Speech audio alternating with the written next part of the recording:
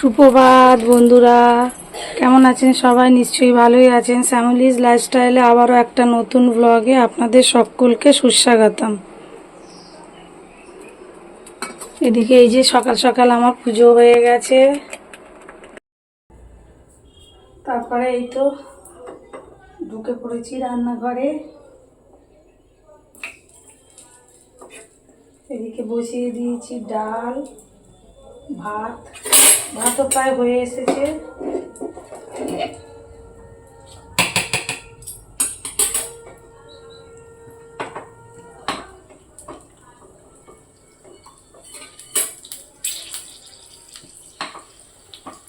এটা হয়ে খুব সুবিধা হয়েছে জানেন বন্ধুরা।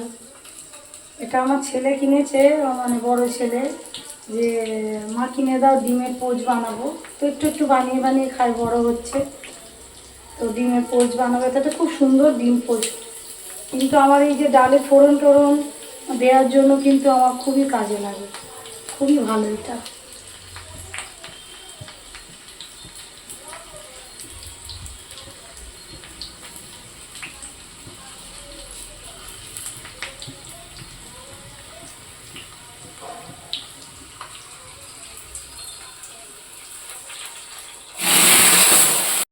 আর এদিকে নিয়ে এসছে ভোলা মাছ।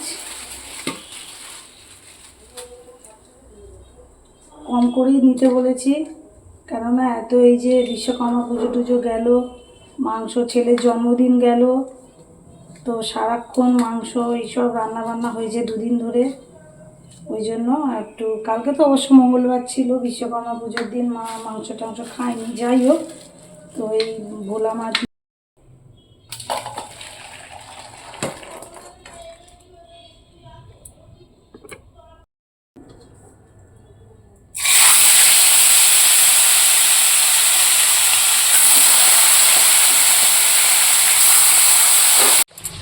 আর এদিকে এই যে ফল নিয়ে এসছে, এগুলো ধুয়ে পরিষ্কার করে রাখছি। খুব বড় বড় আঙ্গুরগুলো, আর কি মিষ্টি বন্ধুরা। এই সময় যে আঙ্গুরগুলো উঠছে না, এত দাম। এটা এমনি 400 টাকা করে দাম, আমার হাজব্যান্ডের থেকে 350 নিয়েছে। যদিও আমাদের পাশেরই একটা, বাড়ির পাশেই একটা দোকান বসে, সেখান থেকে নিয়েছে। 50 টাকা কমিয়েছে। অ্যাকচুয়ালি এর দাম হচ্ছে 450, 400 করে নিচ্ছে। কিন্তু এত ভালো না, কি মিষ্টি খেতে, একদম সুস্বাদু খেতে। এদিকে এই যে শাক ভাজা বসিয়ে দিচ্ছি।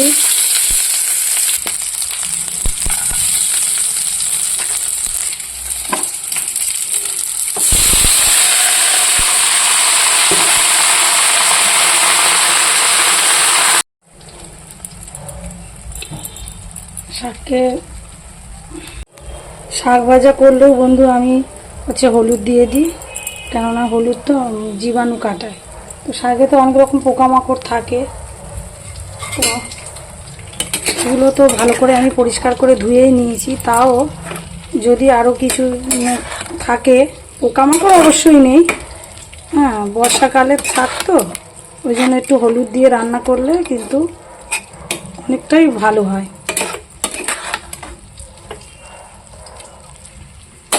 তো এই যে শাকে হলুদ দিয়ে বসিয়ে দিয়েছি। এবার এদিকে আস্তে আস্তে এটা হতে থাক। আর এই যে এদিকে মাছ ভাজাও হয়ে গেছে আমার।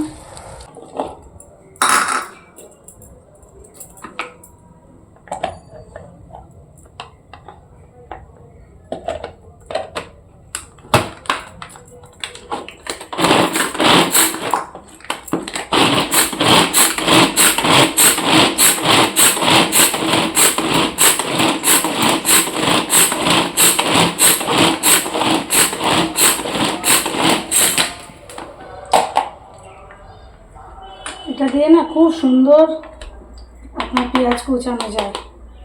পেঁয়াজ, কাঁচা লঙ্কা দিয়ে কুচিয়ে নিলাম, খুব ভালো কুচানো যায়। যাই হোক, এবার মাছ বসিয়ে দিচ্ছি।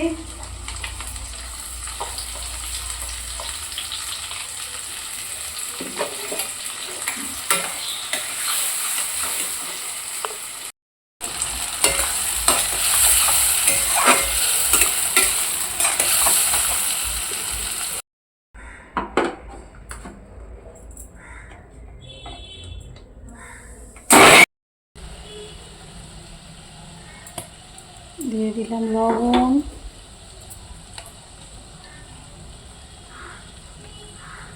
হলুদ,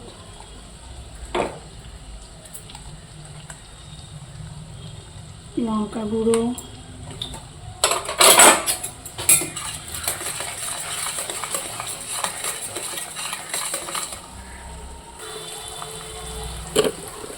এদিকে মানে পেঁয়াজটা ভালো করে কষা হয়ে গেছে,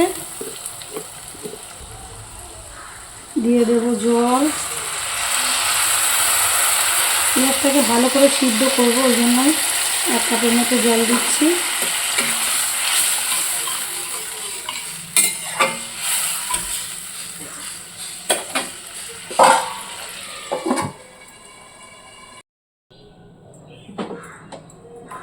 এদিকে পেঁয়াজটাও ভাজা হয়ে গেছে,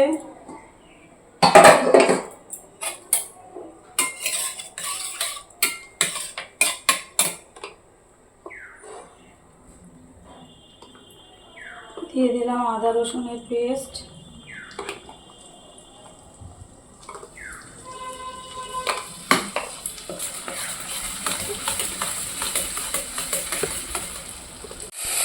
এবার এদিকে পেঁয়াজটা ভালো করে নরম হয়ে গেছে,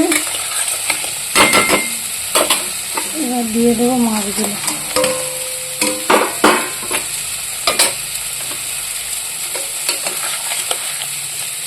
ব্যাস, মাছের ঝাল রেডি। আর 2 মিনিট ফুটবে, নামিয়ে দেবো।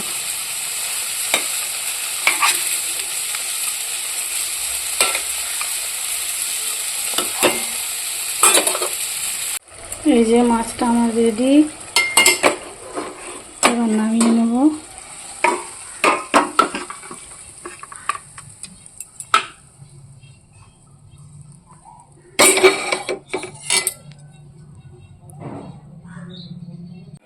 এই যে গাছগুলোকে সব রৌদ্রে দিয়ে দিয়েছি, এখান দিয়ে রৌদ্র ঢুকবে, এখন বিকাল পর্যন্ত রৌদ্র থাকবে, ওই জন্যই গাছগুলোকে একটু রৌদ্রে দিয়ে দিলাম।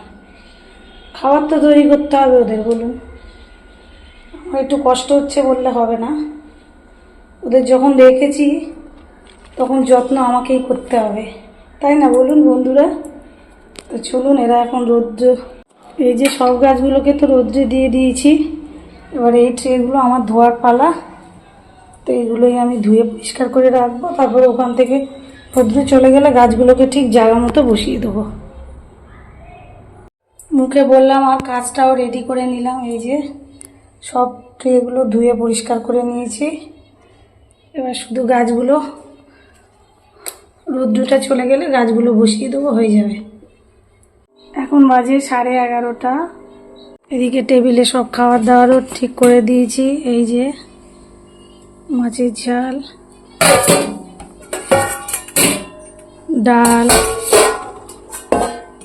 সবই রান্না করেছি, দেখিয়েছি। যাই হোক, আরেকবার দেখিয়ে দিচ্ছি। এটা সকালে করেছিলাম। 12টা বেজে মানে বাজলেই আমাকে বাচ্চাকে স্কুল থেকে আনতে যেতে হবে। তো এখানেই আমি আমার ব্লগটা শেষ করলাম। তো tata, bye bye, see you again. আবার দেখা হবে নেক্সট ব্লগে। টাটা।